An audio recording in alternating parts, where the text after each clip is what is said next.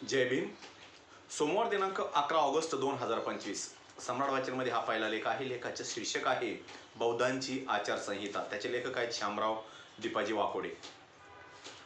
आजकाल बरेच जण म्हणत असतात की जसे बोलता ना मग तसे वागा, म्हणजे आचरणात आणा, प्रत्यक्षात उतरवा. अगदी ते खरेही आहे. कधी कधी अशी लक्षात येते की बरेच जण तसे बोलतात पण तसे वागत नाहीत. शासनाची सुद्धा जनतेप्रती आचारसंहिता असते. जनतेची काय कर्तव्य आहेत, त्यांनी कसे वागावे यासंबंधी सर्वसाधारण नियम असतात. या नियमांनाच आचारसंहिता म्हटले जाते. जर त्या नियमावलीचे कुणी उल्लंघन केल्यास त्यांच्यावर कार्यवाही केल्या जाते. कुणी कुणाची हिंसा करू नये, कुणाची फसवणूक करू नये, कुणाला त्रास देऊ नये, कुणाला छेडू नये, कुणावर अन्याय अत्याचार करू नये, खोटे बोलू नये, चोरी करू नये किंवा दुसऱ्याची वस्तू बळजबरीने घेऊ नये, अशा प्रकारची सार्वजनिक जीवनातील ही आचारसंहिता असते. आचरणाची पद्धत असते. तसेच वेगवेगळ्या धर्माच्या वेगवेगळ्या प्रथा, परंपरा, समजुती किंवा गाईडलाईन्स असतात, नियमावल्या असतात. त्या धर्माच्या धर्मगुरूकडून किंवा प्रमुखाकडून घालून दिलेल्या असतात. ती एक चौकट असते. त्या त्या धर्माच्या लोकांना त्या त्या चौकटीनुसारच वागावे लागते. असा एक संकेत असतो, मापदंड असतो. जर कोणी त्याविरुद्ध वागले तर संबंधित व्यक्तीला बहिष्कृत केल्या जाते किंवा दंडित केल्या जाते.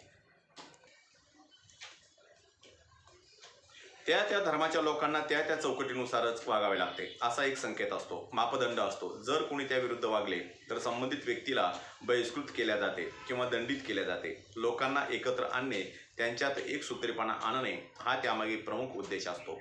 बौद्ध जगतात सुद्धा एक प्रकारची आचारसंहिता आहे, जी गुणात्मक व आचरणात्मक अशा दोन प्रकारात मोडल्या जाते. डॉक्टर बाबासाहेब आंबेडकरांच्या विचारातील नव समाज निर्मितीसाठी बौद्ध अनुयायांना ती आवश्यक आहे. त्यानुसारच बौद्ध अनुयायांनी वागले पाहिजे आणि आदर्श बौद्ध म्हणून ओळख सिद्ध केली पाहिजे. बौद्ध म्हणजे स्वतंत्र व बुद्धिजीवी लोकांचा समूह, शीलवान व प्रज्ञावान लोकांचा समूह. इतिहास वाचला तर ते सहज लक्षात यायला लागते. या आचारसंहितेची सुरुवात डॉक्टर बाबासाहेब आंबेडकरांनी दिलेल्या 22 धम्म प्रतिज्ञापासून होते. जो या धम्म प्रतिज्ञांचे पालन करतो तोच खरा बौद्ध अनुयायी समजला जातो. आचरणात्मक आचारसंहिता. बौद्ध अनुयायी हा स्वतंत्र व बुद्धिवादी असावा. त्याची जीवनशैली ही पंचशिलेने प्रेरित असावी. तो धम्माचे पालन करणारा असावा. त्याच्या घरात दारात आदर्श म्हणून तथागत भगवान गौतम बुद्ध व महामानव डॉक्टर बाबासाहेब आंबेडकरांच्या प्रतिमा असाव्यात आणि त्या आदर्शानुसार वागणारा असावा. बुद्ध धम्माच्या विसंगत वागणारा नसावा. परिवारात धम्ममय वातावरण निर्माण करणारा असावा. 12 महिन्याच्या 12 पौर्णिमा, बुद्ध पौर्णिमा, 14 एप्रिल, भीम जयंती, धम्मचक्र परिवर्तन दिन, भैयासाहेब आंबेडकर जयंती, माता रमाई जयंती हे सण अर्थात मंगल दिन मोठ्या उत्सवात साजरे करणारा असावा. सर्वांशी मैत्री भावना ठेवणारा असावा. बौद्ध संस्कृतीचे जतन संवर्धन करणारा असावा. काया वाचा मनाने शुद्ध असावा. निर्व्यसनी असावा. सदाचारी असावा. संयमाने वागणारा असावा. आदरणीय व्यक्तीचा सन्मान करणारा असावा. चांगल्या लोकांची संगत करणारा असावा. अंधश्रद्धेचा उगम नष्ट करणारा असावा. दररोज घरात विहारात बुद्ध वंदनेसाठी जाणारा असावा. भाषेवर प्रभुत्व असणारा असावा. गोड बोलणारा, धम्माचे चिंतन मनन व श्रवण करणारा, उत्तम धम्म प्रचारक प्रसारक व हजरजबाबी सर्व गुण संपन्न असावा. गुणात्मक आचारसंहिता.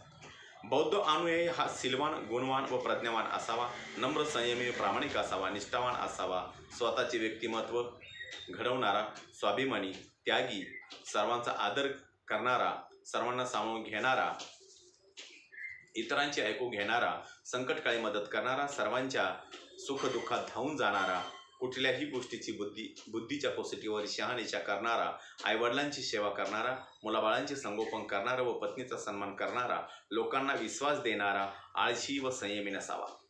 चांगल्या कामात तत्पर असावा. मंगल मैत्री वाढवणारा, धैर्याने काम करणारा, ज्ञानाचा गर्व करणारा नसावा.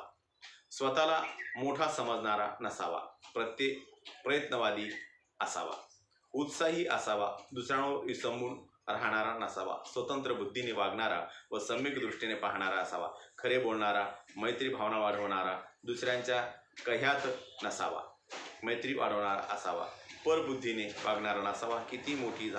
किती मोठा झाला तरी आई वडील व समाजाला विसरणारा नसावा. सामाजिक बांधिलकी जपणारा, उच्च विचाराचा असावा, समाजातील लोकांशी नेहमी संवाद संपर्क व सलोखा ठेवणारा असावा, दान धर्म करणारा असावा, निंदा व्यर्थ बडबड करणारा नसावा, नेहमी जागृत राहणारा असावा, बाबासाहेब आंबेडकरांनी सांगितलेल्या शब्दांना जागणारा असावा. हेच आजच्या घडीला बौद्ध अनुयायांबद्दल अपेक्षित आणि आवश्यक आहे. याची जाणीव प्रत्येक बौद्ध अनुयायाने ठेवली पाहिजे आणि त्यानुसार वागले पाहिजे. बस एवढीच विनंती या निमित्ताने करावीशी वाटते. या ठिकाणी माझा व्हिडिओ संपलेला आहे. माझा प्रत्येक व्हिडिओ बघण्यासाठी माझ्या प्रत्येक व्हिडिओ लाईक करा, शेअर करा, सबस्क्राईब करा आणि बेल आयकॉनवर क्लिक करा. जय हिंद, जय भारत, जय बुद्धभूमी.